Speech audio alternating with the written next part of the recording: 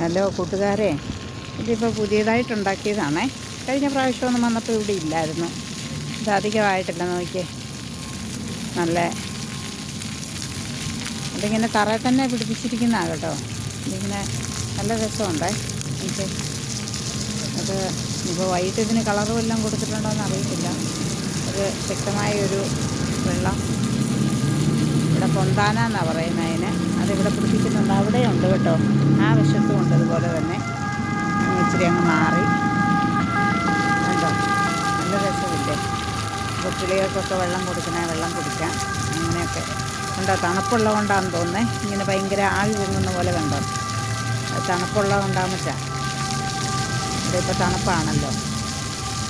ഇതിപ്പോൾ ഈ തറ കണ്ടിച്ച് റൗണ്ടാക്കി സെറ്റ് ചെയ്താണെന്ന് തോന്നുന്നു കേട്ടോ. വളരെ ഭംഗിയായിട്ട് പിടിപ്പിച്ചിട്ടുണ്ട് കേട്ടോ.